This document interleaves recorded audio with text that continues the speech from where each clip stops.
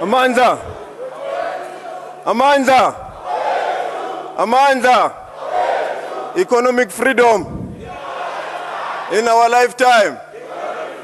Economic freedom. In our lifetime. Thank you very much, Program Director. Thank you very much, Program Director. And I want to say that all the previous speakers have observed protocol on my behalf in the interest of time. I can say 5 years ago, we were in one of the small boardrooms here at UNISA with some of the academics from the faculty discussing the same topic. At the time, I was from the ANC Youth League. I'm happy that today it's a much bigger hall and the discussion is very vibrant and very direct to what the people of this country want. So for that, I also want to thank UNISA for this robust engagement. And at least for myself today, I am not here on behalf of the ANC Youth League as I was 5 years ago. The DSG of the Youth League of our time has already spoken on our behalf for our generation. And I think she has represented the views of that generation very well. My task is to represent now the views of the ANC on this discussion. The ANC has always viewed the land question since its formation as a very important means of production, or as a primary means of production, has always seen the land as the primary means of production, and has seen the issue of land not only when the ANC was formed, it was only formed to deal with the franchise of the African majority, but it has also seen it as an important economic weapon for the participation of the African majority. And the ANC, since its formation, from many of the speakers that have quoted Sol Planche, they've quoted many of the former leaders of the ANC. The position of the ANC has always been very clear that the land belongs to the majority of the African people of this country. And in this regard, the ANC made a submission to the CODESA process, and this is what it had to say. This is what it said: the land, the waters, and the sky, all the natural assets which they contain, are the common heritage of the people of South Africa, who are equally entitled to the enjoyment and responsible for their conservation. So in this regard, the ANC approaches the land question to address all the past imbalances. Our view is that when we address the past imbalances, we are also going to transcend this country to a truly non-racial society. If the majority of the population still remain outside the land, there is no way we can address the economic question and the economic imbalances. And it is in this regard that the ANC has promulgated many laws to address this question. And in this regard, we must admit that there has been a low pace of land reform since 1994. The slow pace of land reform since 1994 has led us to a debate that we have today. And the National Conference of the ANC in Nazareth has again reconnected with this question. And it is because of the slow pace of land reform since 1994 that the ANC in Nazareth resolved to expropriate land without compensation. The ANC has realized that a market-driven land reform process is not addressing the past social and racial imbalances. The ANC has also realized that the land issue is not only an issue of agrarian reform, not only the issue of farming or the rural areas. It's an issue for also urban areas. Many of our people in urban areas need land. And the land also in urban areas is owned by a few white minority. And it is in this regard that the ANC is saying we must not only deal with the review of the Constitution to address the land question.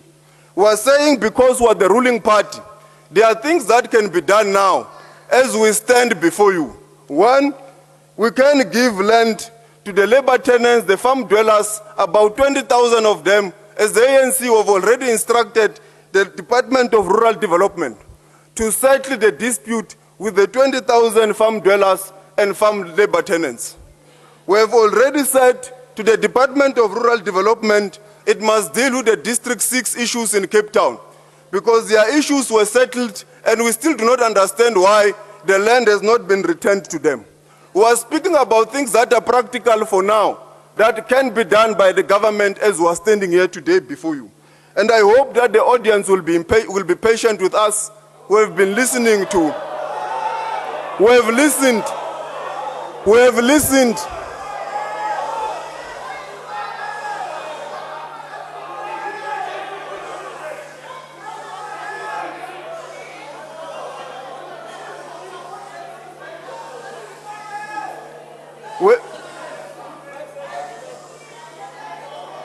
We have listened to all the speakers here today, and we are hoping that you will also allow us to finish and give you the position of the ruling party. So we request that you be patient with us. I am going to give you what is the position of the ANC. The ANC therefore agrees that we need to expropriate land without compensation. It agrees that we need to participate in this process with a clear scientifically proven modalities. The ANC is of the opinion that the expropriation of land without compensation will enhance. We are of the view that by making sure that the African majority and the blacks in general participate in agriculture, in urban settlement and everywhere, we are going to enhance food production, because the majority of the people who are not farming today are going to participate in farming. Because today only a minority is participating in food production. And when the land is only in the hands of the few, it therefore means only a minority is participating. So when that is opened for all, if that is open for all, it will enhance food production. If that is open for all, for example, the land in urban areas, which must be expropriated without compensation, will enable many of those that are settling in urban areas to have accommodation. We are saying ourselves as the ruling party, we must put in effect the Expropriation Act, which must state what must be expropriated, when it must be expropriated, and how. We are also saying, as I was reading what is the position of the ANC, the only thing that we must not only deal with is not only the land question only. The water licensing and the water rights are also an issue that are affecting most of the farmers in this country, particularly black farmers who do not have access to the water rights. They are only allowed to have access to their land, but because of the access to water rights, they can't succeed in their farming. We are also very clear that the history of land dispossession, the acquisition of the property, how the property was acquired, must be used as a justification to expropriate land without compensation. We are also saying as the ANC, to amend the Constitution is not unconstitutional. The Constitution is a document which we have drafted. If we feel it's an impediment to land reform, there must be processes to deal with the Constitution. We, however, agree with the position that was stated by the lady from Nadel in terms of the imperatives. We are ever agreeing with the position from the lady from Nadel. She was very clear that the Constitution, in particular section 25(8), is very clear that there is nothing in section 25 that must impede land reform, that must impede property transformation, that must impede us from achieving the goals, of land reform in this country. So the Constitution, from the views of the ANC, is that it's a transformative document that we must be able to use to transform all sectors of the economy. Our view is that the Constitution is not only an impediment, it must be used as an instrument. It must be used to help us address the past racial imbalances. We have also said that as the ANC, no, they said I still have 2 minutes.